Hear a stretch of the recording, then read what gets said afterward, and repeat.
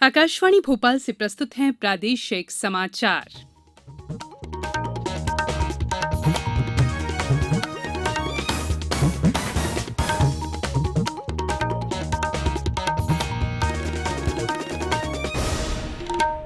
नमस्कार, समाचारों के साथ मैं संयुक्ता बैनर्जी। कोविड मरीजों की संख्या फिर से बढ़ रही है, इसलिए सभी श्रोताओं से अपील है कि कोई भी कोताही न बरतें, सभी सुरक्षा उपायों का पालन करें और 45 वर्ष से ऊपर के सभी लोग बेहिचक टीका लगवाएं। सुरक्षित रहें और इन आसान उपायों का पालन करें। मास्क पहनें, 2 गज दूरी है जरूरी, सुरक्षित दूरी बनाए रखें, हाथ और मुंह साफ रखें। अब मुख्य समाचार। भारतीय खाद्य उत्पादों को वैश्विक बाजार देने के लिए खाद्य प्रसंस्करण उद्योग में 10,900 करोड़ रुपए के निवेश की अनुमति।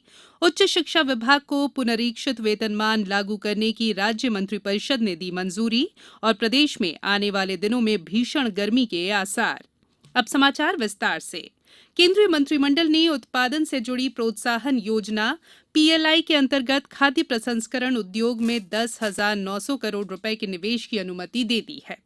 इस योजना का उद्देश्य देश में विश्व स्तर के खाद्य उत्पाद निर्माता तैयार करना और अंतर्राष्ट्रीय बाजारों में भारतीय ब्रांड्स के उत्पादों को बढ़ावा देना है। आज नई दिल्ली में मंत्रिमंडल की बैठक के बाद सूचना और प्रसारण मंत्री प्रकाश जावड़ेकर और वाणिज्यिक तथा उद्योग मंत्री पीयूष गोयल ने एक संयुक्त संवाददाता सम्मेलन में इसकी जानकारी दी। ये योजना अगले 6 वर्ष में लागू की जाएगी। इसके पहले घटक के अंतर्गत आसानी से पकने वाले उत्पाद, तैयार खाद्य पदार्थ, प्रसंस्कृत फल सब्जी, समुद्री उत्पाद और मोज़रेला चीज। योजना का दूसरा घटक है विदेशों में भेजने के लिए ब्रांडिंग करना और विपणन प्रोत्साहन प्रदान करना, ताकि भारतीय उत्पाद अच्छे ब्रांड के रूप में उभर कर सामने आए। उच्च शिक्षा विभाग में पुनरीक्षित वेतनमान लागू करने का राज्य मंत्रिपरिषद ने फैसला किया है।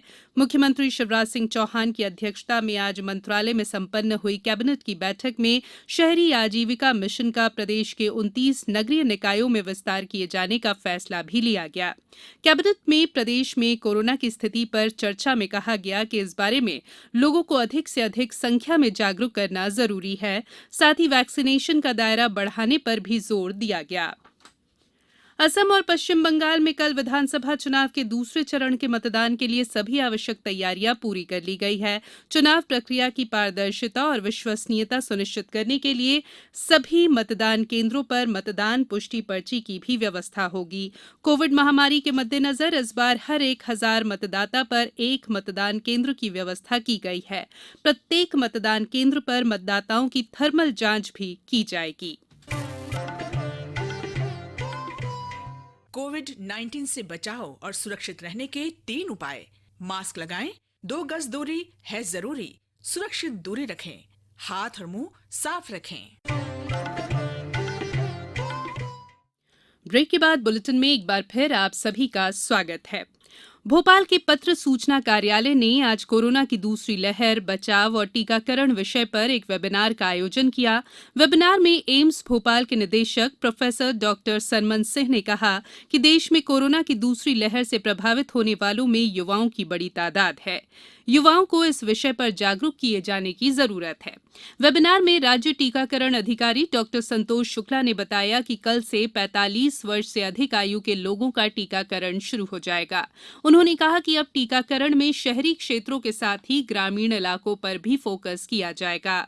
स्वास्थ्य विभाग के उप सचिव बसंत कुर्रे ने कहा है कि हमें कोविड टीकाकरण के पक्ष में माहौल बनाने की जरूरत है। पत्र सूचना कार्यालय और रीजनल आउटरीच ब्यूरो के अपर महानिदेशक प्रशांत पाटराबे ने कहा कि आम लोगों को अपनी जिम्मेदारी समझनी होगी। वेबिनार की शुरुआत में पत्र सूचना कार्यालय के उप निदेशक कृष्णा प्रसाद ने कहा कि हमें सामूहिक रूप से कोरोना की चुनौती का सामना करना होगा। वेबिनार का संचालन करते हुए पत्र सूचना कार्यालय के निदेशक अखिल कुमार नामदेव ने राज्य में टीकाकरण की प्रक्रिया में तेजी लाने की जरूरत पर बल दिया। आभार प्रदर्शन रीजनल आउटरीच ब्यूरो के सहायक निदेशक शारिक नूर ने किया।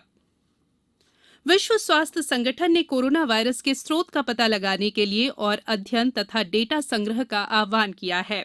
विश्व स्वास्थ्य संगठन ने कहा है कि वायरस के स्रोत का पता लगाने में सभी अवधारणाओं पर विचार किया जाना जरूरी है। ठोस निष्कर्ष तक पहुंचने के लिए और अधिक अनुसंधान की जरूरत है। अब बात मौसम की। राजस्थान और गुजरात से आने वाली गर्म हवाओं के साथ साथ उत्तरी गोलार्ध में सूर्य की किरणें जमीन पर सीधे पड़ने की वजह से प्रदेश में होली के बाद से ही भीषण गर्मी पड़ने लगी है। प्रदेश के 16 जिलों में कल तापमान 40 डिग्री से ज्यादा दर्ज किया गया। वहीं राजधानी भोपाल सहित 12 जिलों में लू चली। बुंदेलखंड, विंध्य, महाकौशल, मालवा निमाड़ और ग्वालियर चंबल के इलाकों में तेज गर्मी पड़ रही है। मौसम विभाग के अनुसार आगामी दिनों में भी मौसम के हालात ऐसे ही बने रहने की संभावना है। अब कुछ समाचार संक्षेप में। महिला संबंधी शिकायतों में तत्काल न्याय दिलाने के लिए आगरमालवा कोतवाली थाना सहित जिले के 5 थानों कानड़, बड़ौद, सुसनेर और नलखेड़ा में ऊर्जा महिला हेल्प डेस्क आज से शुरू हुई। शिवपुरी जिले में 3 अप्रैल को ग्राम पंचायत सुरवाया में ग्राम न्यायालय की बैठक आयोजित की जाएगी। छिंदवाड़ा कृषि अनुसंधान केंद्र ने आगामी 5 दिनों के मौसम को देखते हुए जिले के किसानों को मौसम के अनुसार कृषि कार्य करने की सलाह दी है।